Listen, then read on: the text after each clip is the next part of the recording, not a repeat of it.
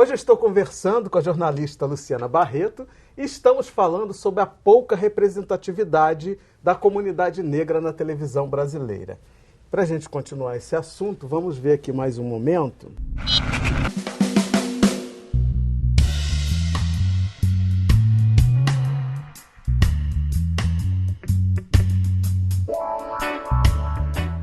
Oi, meu nome é Priscila Barbosa, eu sou garota propaganda da Feira Crespa. E essa feira ela é muito importante, né? Ainda mais sendo hoje a segunda edição da feira, né? E muito importante ter sido no dia 8 de março, porque é um dia onde a gente fala sobre os direitos, não só da mulher crespa, mas de todas as mulheres em si, né? Que traz à tona todos os valores, o respeito que deve ser dado à mulher.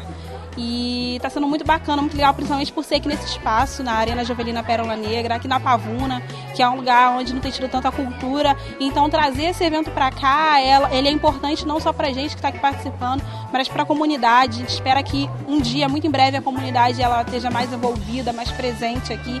E aos pouquinhos a feira ela vai conseguindo fazer essa inserção dentro do local, dentro da Pavuna, da comunidade. E é muito bacana, é muito importante, eu fico muito feliz de estar fazendo parte disso tudo, dessa galera, desses jovens que se uniram, se juntaram e realizaram um sonho, um objetivo em comum.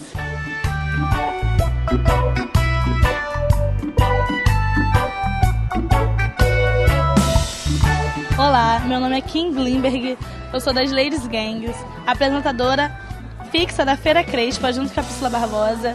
Aí hoje ainda, que dia 8 de março, Dia Internacional da Mulher, um dia muito importante, está tendo um debate sobre a afirmação da mulher negra no mercado de trabalho, que é uma coisa muito importante, uma coisa que todo mundo aqui tem que estar ciente, porque além de ser negra, nós somos mulheres.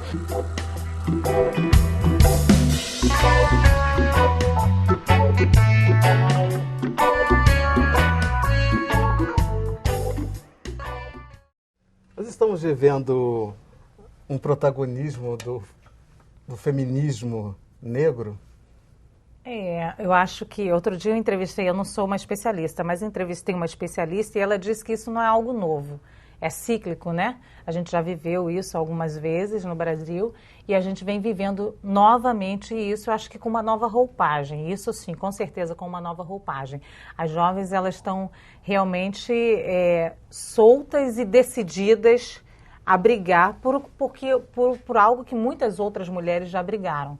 Então, brigar pela identidade étnico-racial, isso é importante, brigar pelo conceito de beleza e o cabelo, pelo posicionamento político que é o cabelo, porque é isso que a gente acredita, né? O cabelo é um posicionamento político, a gente está dando um recado muito, muito grande com o nosso cabelo, né? E elas estão dando esse recado, o recado é: eu posso, eu consigo, eu sou e ainda sou bela. Então, a gente viu aqui no vídeo, né? São meninas negras, lindas, empoderadas, com seus cabelos crespos.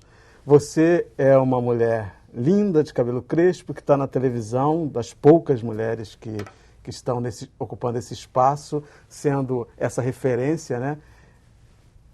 É pesado para você ter essa responsabilidade? Como é que você encara isso?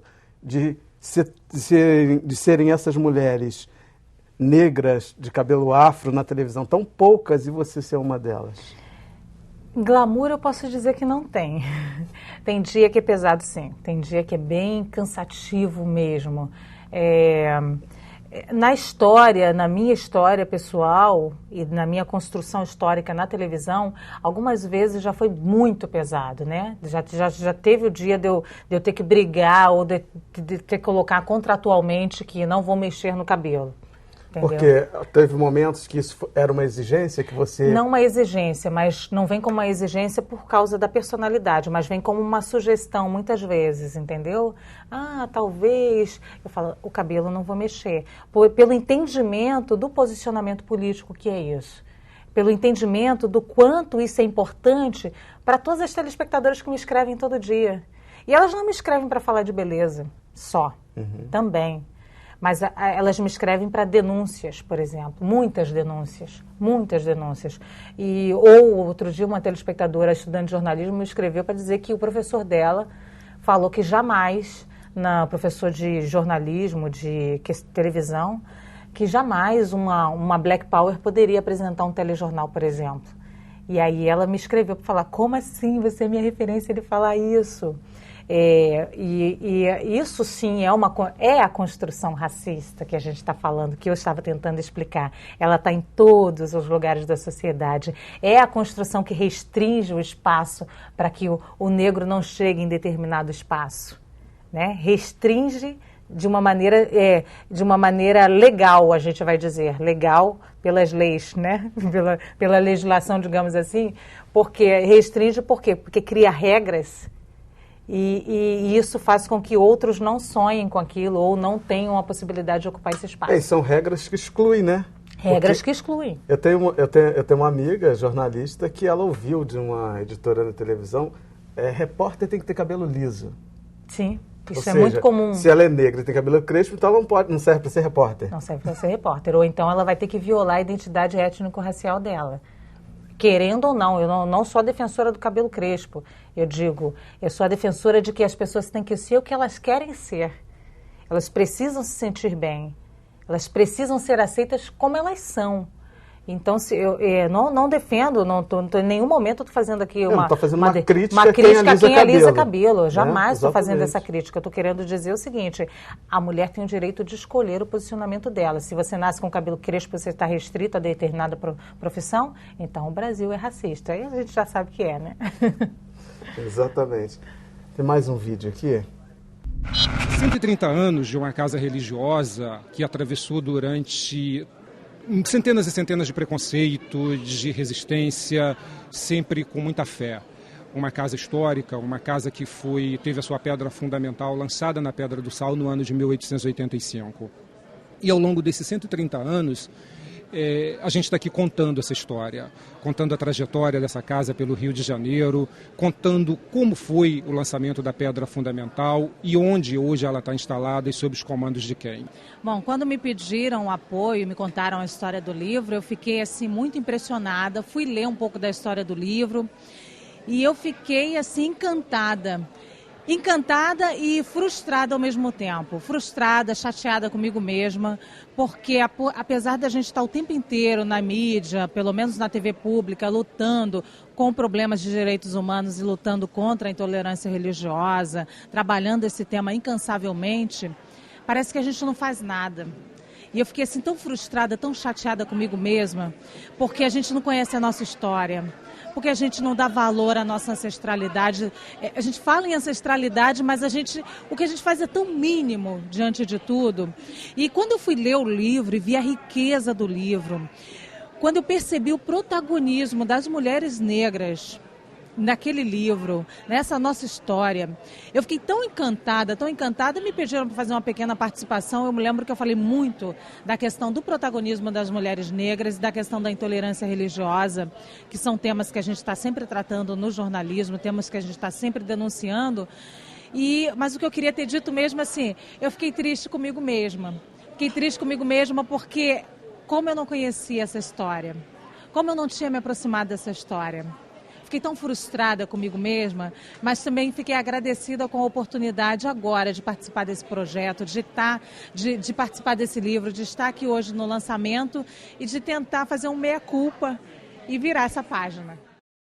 Então, você está numa TV pública, são poucas as TVs que trabalham a questão da diversidade no conteúdo. Muito dessa diversidade que a TV Brasil hoje tem lá o seu dedo, o seu trabalho. Como é que é o processo para poder conseguir construir isso dentro de um canal de televisão? Porque você poderia ser simplesmente uma apresentadora negra, ir lá cumprir seu papel e ir embora para casa, né? Mas o que a gente vê é que você é muito mais do que isso. Como eu disse na abertura, você é muito mais do que um rosto negro bonito na TV. Você é uma mulher que está tentando fazer a diferença, que está construindo possibilidades para uma nova sociedade. Como é que é esse processo para você? Esse é o que a gente chama do processo da articulação, que eu falei lá no início, né? Que é o processo que a gente acaba chegando, que você percebe que essa mudança não tem que ser uma mudança individual, tem que ser uma mudança para o coletivo. E quando eu já tinha uma situação confortável no jornalismo como apresentadora, Mas eu percebi que eu precisava de um certo poder maior para interferir no que a gente fala do conteúdo, por exemplo, né? Então, muitas vezes nas reuniões, eu percebi que eu não tinha um poder definitivo de voz, por exemplo, na escolha de determinada pauta, ou numa matéria que vai cair ou não. Então, eu fui buscando esse protagonismo.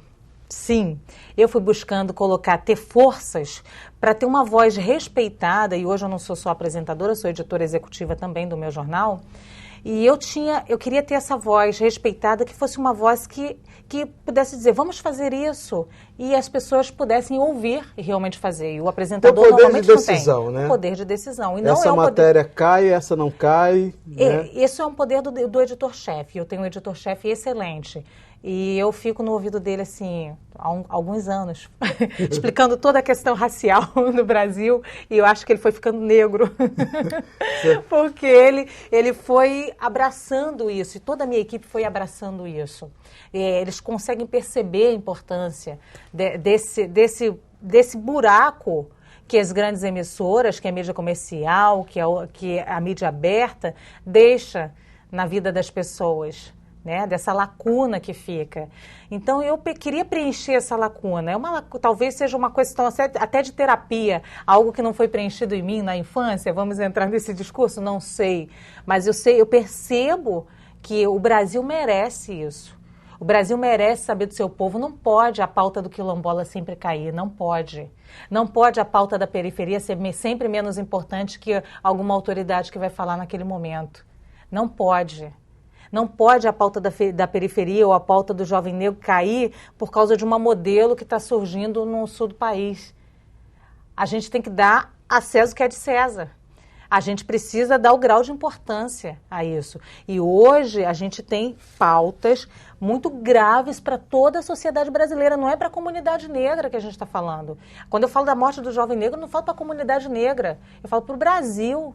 Quando eu falo da questão da mulher negra, que sofre. Em todos os problemas, a mulher negra está envolvida. Seja na morte do jovem negro, porque ela vai ser a mãe, a companheira, a irmã. Então, ela está sempre envolvida nisso. Ela está envolvida na questão da doméstica, ela está envolvida no salário mais baixo, ela está envolvida nas piores condições de trabalho, ou seja, sempre de interesse. Não pode metade da população não ser contemplada com as pautas delas. É a gente fingir que essa população não existe. E fingir que essa população não existe. Luciana, muitíssimo obrigado pela profissional que você é, pela competência, pela inteligência, pela sensibilidade e pela diferença que você tem feito na nossa profissão. Muito obrigado. Nós temos feito. Agradeço a você. Obrigada, Ricardo.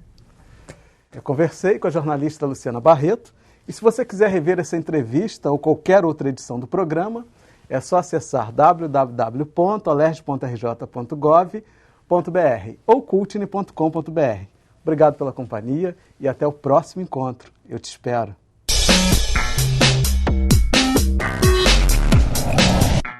Eu me chamo Ruth. Eu espero um dia realmente fazer uma coisa, um papel, uma vivência de gente sem a marca ser negro, branco, azul, cor-de-rosa. E quem sabe que algum dia consiga.